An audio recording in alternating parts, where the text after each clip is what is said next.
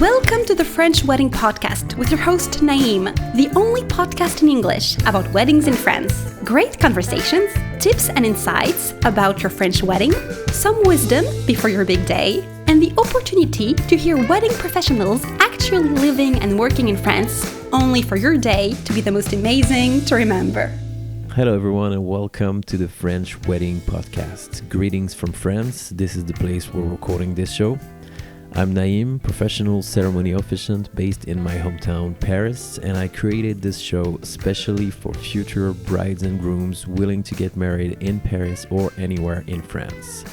Each episode is an occasion to meet a main actor of the industry, can be a vendor such as a wedding planner, hair and makeup artists, bridal salon, videographer, venue owner, bloggers, you name it. This show exists to bring you some insight about how people do things in France regarding the wedding industry, but we also share funny stories, things to know, and special memories when we happen to work together on the very same wedding. Today we're flying to California to have a chat with Allyson Joseph and talk about her business Bob Gail, a full-service event planning, design, coordination, and production company based in Los Angeles. Together, we've gone through her background of public relations in a world-class hospitality business in New York City, and I've also been fascinated by her great knowledge of Europe. So without further ado, please welcome Allyson on the French Wedding Podcast. Allyson, welcome to the show. Thank you so much. Thank you so much for taking the time to speak to us today and be with us. Let's do a bit of geography to start. You're talking to me from Los Angeles, California. That's correct. We're talking today about your company, Bob Gail Events. How did you get started? Bob and Gail are actually my parents. They founded the business as musicians. And we still actually have a quite an active side of our business called Bob Gail Music that does music for events. I came on board about 18 years ago to do the event design and planning and production. I came by it pretty honestly. Obviously, I was born into the right business, which is a lucky thing in a family business. Took a few different paths throughout my career and ultimately felt like it was time to come back and be part of that business and make it my own. And my parents have actually since retired. Okay. So the second generation now runs it. Okay. So you started with them as a family business, and then Correct. you took over and did it on your own, actually. Yes. Yes. Great. And what is your background? What did you do? So I will tell you my first wedding I did on my own. I was 15, which is very young. I couldn't even drive myself to the wedding, but I, for some reason, the clients had a lot of trust in me and it sort of caught the bug there.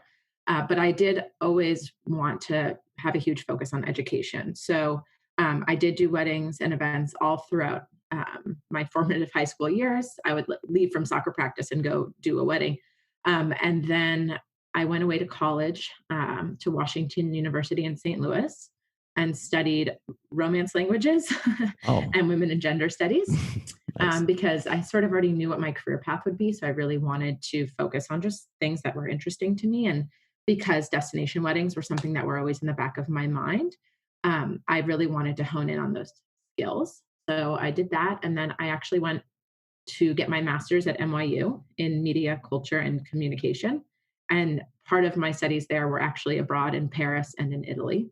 Okay. And then after that, I took an internship with Danny Meyer, who is kind of considered the authority on hospitality in New York restaurants.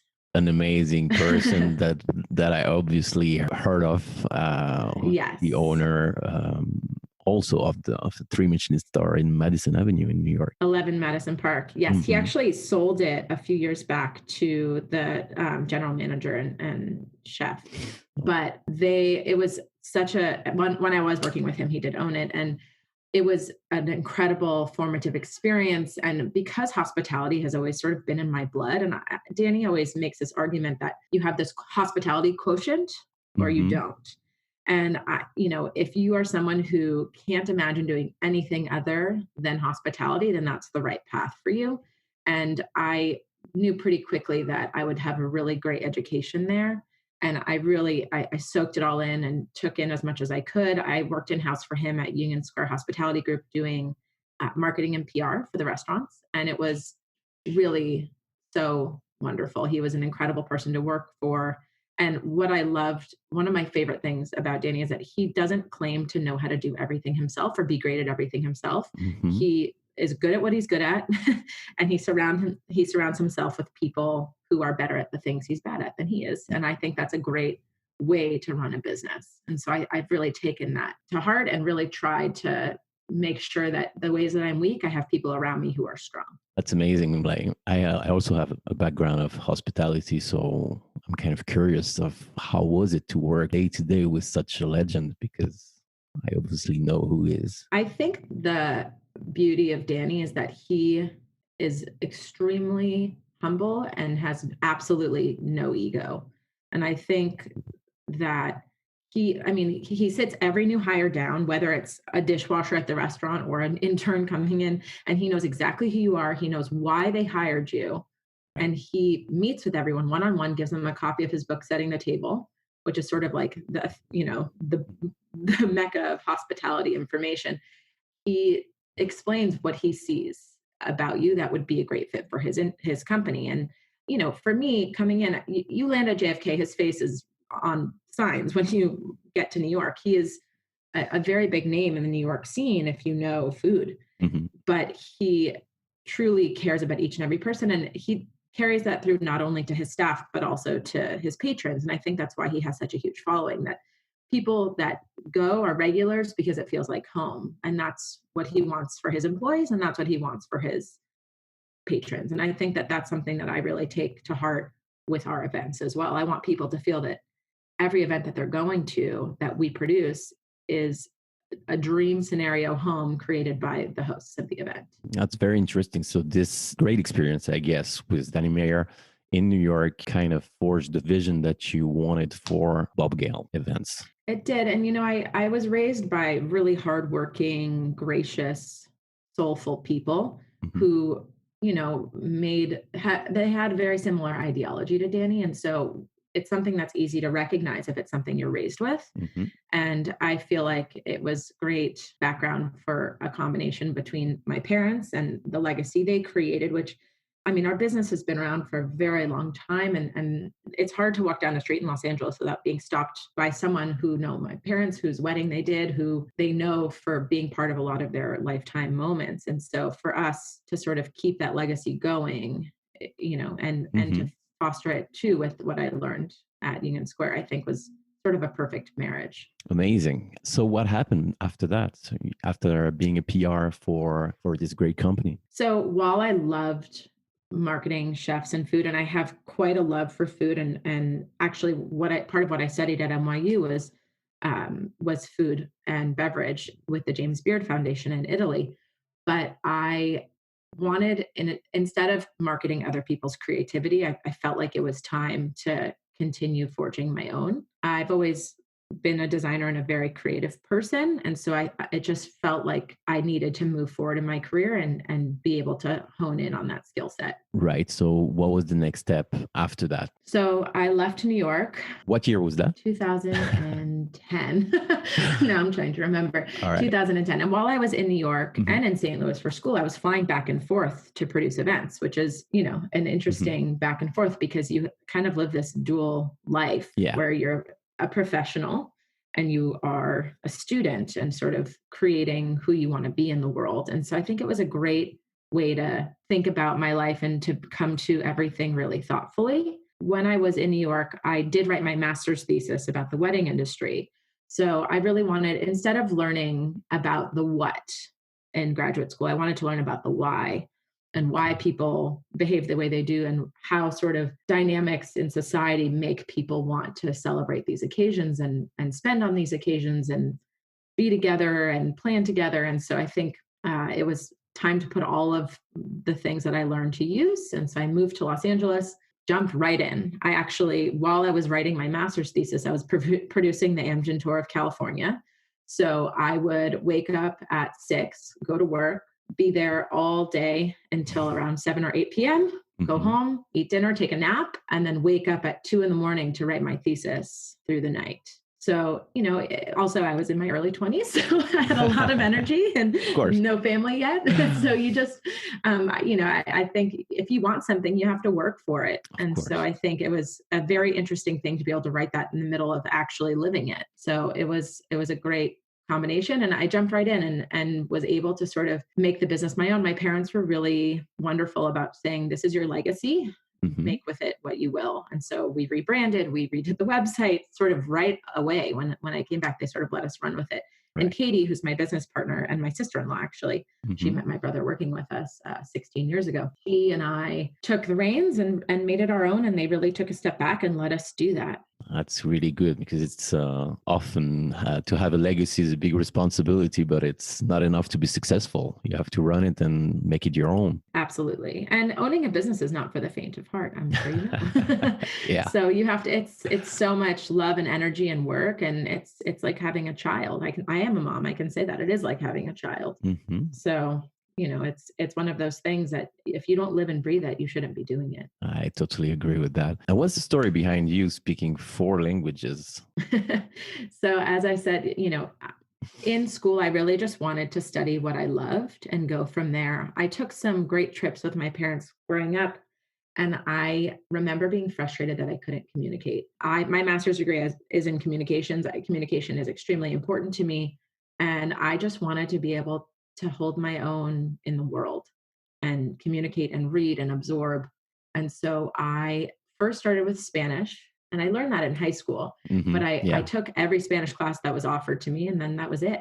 There was nothing left. Okay. And so I moved on to French, got a good handle on that. And then I went to school, and I specifically looked for programs for undergrad where I could either find a program that existed with a language heavy background, or I could make my own. And so I went to WashU in St. Louis, which is extremely academically focused. They let me make my own major. So I created a curriculum which still exists today. It's called Romance Languages and Literature. And you get to study all the literature and cognition and poetry and all these beautiful things about each culture. And so I was able to sort of lace it together. And it was a really incredible way to see the world. Ironically, they wouldn't let me travel abroad in undergrad because they wouldn't let me take French in Spain and vice versa. So the first thing I did in graduate school was do a program abroad in France, in Paris at AUP. Nice. Did you like your trip? I loved it. Paris is such a special city. And to me, it really does feel like home. I just think there's this beautiful way of life there that is so different from how we live in the US, where people truly take a moment to enjoy and learn and exist. And I think here sometimes that gets lost. And so I'm glad that I was able to sort of take that moment to myself and study and hone in on things that were interesting to me. And it was a great way to see academia too, because we had this great opportunity to be lectured by people from all over Europe. And AUP is a great program. So it was wonderful. Nice. What did you learn? What's the best memory you have on your time here? One of the things, this is very silly, but one of the things that I love the most about France. So in the summertime, I always wish for more hours in the day here. I that's a very American thing to say, but I always wish for more hours in the day. And in France, you get more daylight. So That's true. Even being in class for 8 hours a day, which we were, I would go afterwards. I would go for a run through, we lived in the 7th, and I would run around Paris to see different parts of the city. And then it would still be light till 10 p.m. So we would be able to go out and be together and have a drink and have a great meal. And it was just like this beautiful way of life where it was slower. And I think part of that is because you have more hours in the day. Yeah, we found the perfect way, the perfect spot in the planet to evolve. You did. I really like the way you're talking about France. I lived sometime in Los Angeles back in the time. This is what I discovered about American people, especially in California, is that you are reminding people from France, like me, French nationals, that we are having actually a great country, not better or worse than any other, but a special one. So I really like the way you're describing it. Thank you. It was a very amazing experience. I encourage everyone, if they can, to take some time abroad and be able to broaden their horizons. So coming back to Bob Gail Events. Can you drive me through the process of a destination wedding preparation? Because in general, I guess brides or grooms, they don't know where to start. So I think there's such a beauty to be able to create a destination experience for our couples. And a lot of the way our couples look at it is that it's just creating this dream vacation for everyone to be together to celebrate their marriage. And usually we start with sort of a geographic location. And if they don't even have that in mind, we'll just ask the feeling that they want. And we're well traveled enough to be able to give some insight there. Mm-hmm. So we usually narrow it down to some geographic locations. And then we usually take a trip ourselves without our clients to give some options, research some options of venues and vendors. And then we bring them back to our narrowed down list and present all of the things that we have in mind for them. And that can be activities for the guests, rehearsal dinner location, ceremony location, reception location, just every little detail that we have put together. And oftentimes we're sourcing vendors locally. We try to do that as much as possible. Sometimes we'll travel with certain key vendors like a photographer or an event designer, florist. We work quite a bit with Mindy Rice, and she does a lot of destinations with us. She does a beautiful job of sourcing local things. And so it just depends. But usually we will present all of these options to our clients with a combination of a tasting and design meeting. And then we do the rest electronically with our clients. Sometimes it requires us to go back, sometimes it doesn't. And then for the event itself, we go out usually about 1 week prior to prepare welcome amenities and finalize details. Mm-hmm. And we really serve as a full service concierge throughout the event. And we do partner with a travel concierge as well. They help guests book travel and transportation. And we really are the liaison for everyone so that it really does feel like a vacation, a full service luxury vacation. Yeah, you're not only producing and planning the day, the wedding day celebration, obviously, but you're also taking care of all the in-between and stuff to deal with regarding the preparation of the trip and the bookings and all of that, right? Exactly. And there's quite a difference when you're booking a hotel wedding and a chateau or a private estate. And so we really like to take a step back and see what the person wants to create. If they want all of their guests in one property, how many people can sleep in that property? Are there different price points? Are the clients subsidizing, or are guests paying for accommodations on their own? There's a lot of different factors. And so we really kind of dig in with our clients and make sense of what it is that their vision is and create something unique to them. And usually when we're doing a destination wedding, there are multiple events. So we try to give a combination of touch points for people to gather and meals and events and activity options. But we also give the guests time to explore the city on their own, which we think is really important. I agree with that. Yeah, definitely to include some time and relaxation and just something not really planned. Exactly. In the middle of that. I think it's a good idea. And we think a lot of people's urges are to overplan during some of these week events.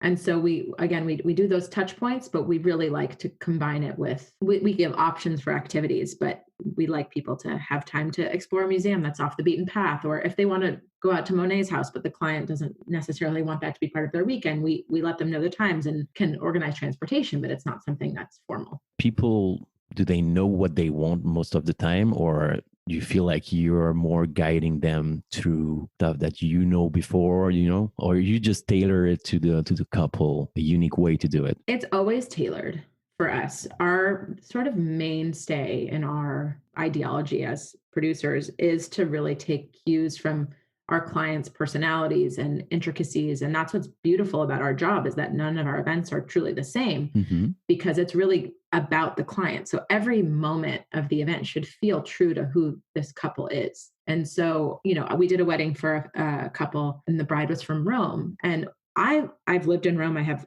extensive knowledge of the city, but she has a different perspective because her family is there. And so she's going to have favorite restaurants that maybe nobody has ever heard of unless you're a local.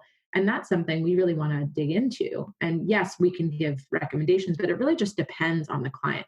We have some clients who we've done weddings for that they've never even been to the destination before our first scouting trip with them, and they'd want to host their wedding there because it's just this dream of theirs. And then we have other couples who have lived in the place or have family there. And it's a very different experience. Yeah, definitely.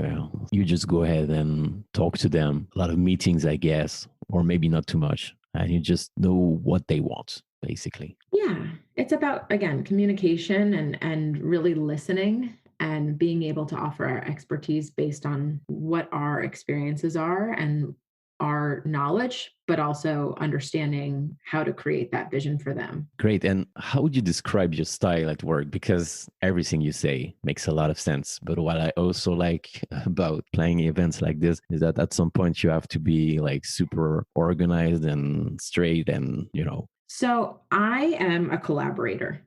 I really think that it takes more heads than just one to make something great.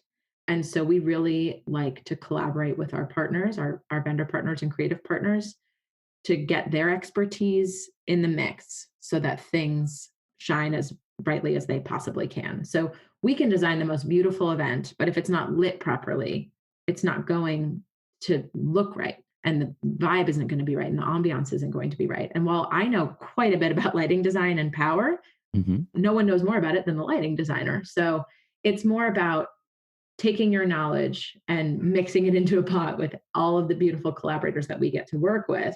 And then that's where we get the best product, because I don't think any person can do things alone as well as they can together. Yeah, bro. Really, really like this point of view because it makes a lot of sense and reminds me of what you were saying about Danny Mayer previously. I think that successful people surrounds themselves with people smarter than them in some other topics. I think it always produce a good result. What is the best compliment you ever received at work? One of the best compliments is that our clients tell us that we deliver what we promise. And I think that that's really important because it's one thing to give a vision. You can make a beautiful event, but if you don't run it properly, it's not a success, and vice versa. So I think it's as important to be a great designer as it is to be a great producer. And I feel like sometimes that gets lost in the mix in our industry. So I think it's really a huge compliment when someone says that we can do both successfully. And one of the biggest compliments was more of an action.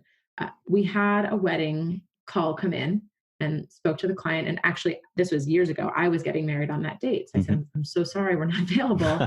I'm getting married that day. And so the client asked if she changed her wedding date, if we would still be available to do it. Wow. So, and that's happened more than once. We've had several clients change their wedding dates so that we could produce their events for them. And that truly is the biggest compliment. That sounds like a big reputation of quality and service. People adapting to you means that, you're already in their hearts and they just want you to say yes. And for that particular wedding, I postponed my honeymoon so that I could make it happen for her. There was no way I was not going to help her. Wow. Beautiful. What made people choose Europe and especially France for their wedding destination? I'm talking about American in that case. I think that there's such a romanticized view of Europe in the US, and for good reason.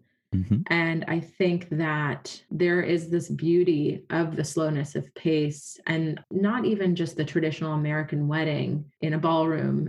Not that ballroom weddings aren't beautiful. We do so many of them, but being able to sort of live in a world where things are older and there's more history and there's a lot of romance to that all by itself. This is the feedback that you have, or is it the vision that you have also as an American person? I think it's both.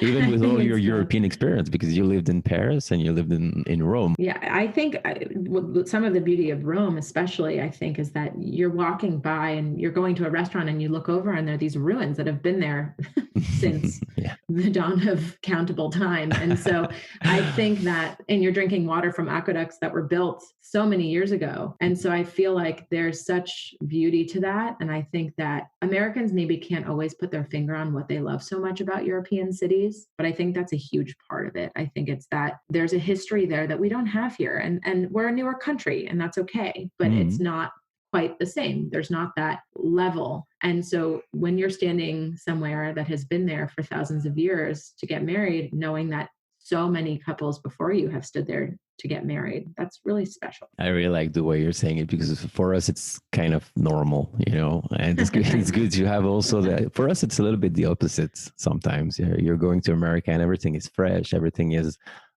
looking forward, like not too much history. Quite interesting, this point of view. Talking about the future, do you have plans for Bob Gail events that you want to share? I think so much of what we do is ever evolving.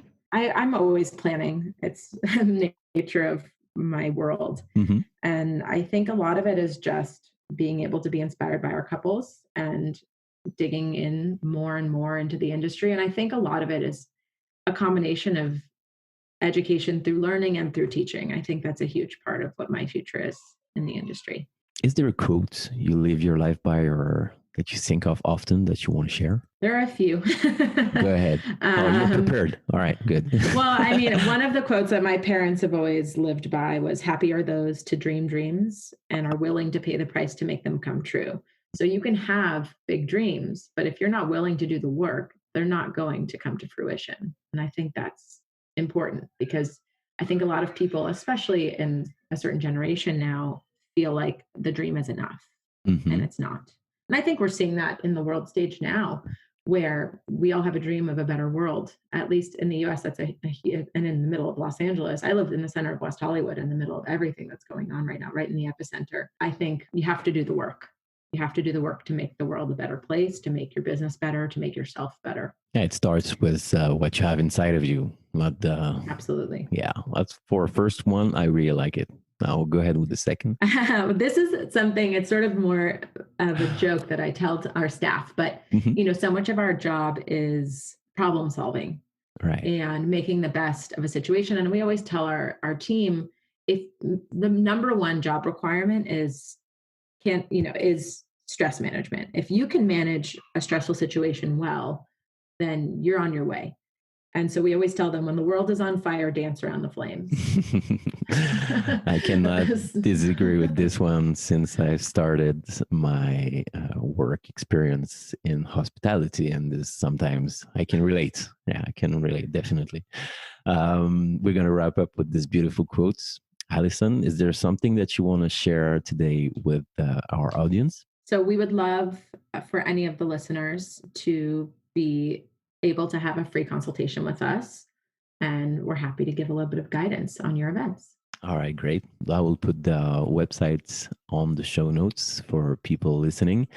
This is bobgail.com, and thank you so much, Allyson, for taking the time to speak to us today and sharing your time between Paris and Los Angeles. Thank you for having me. Hey guys, thanks again for listening to the show today. You can find more information on our guests in the show notes, as well as my contact and my website. If you have any questions regarding your French wedding, I'm happy to help. Also, please do not hesitate to leave a review for the show. There's also a link for that. That will literally take 1 minute of your precious time and will mean the world to me. I always appreciate your support. Thank you again very much for your time and feedback. Wishing you a great day or a great night anywhere you are in the world. I send you some good vibrations, and we'll talk to you again soon for a new episode. Bye-bye.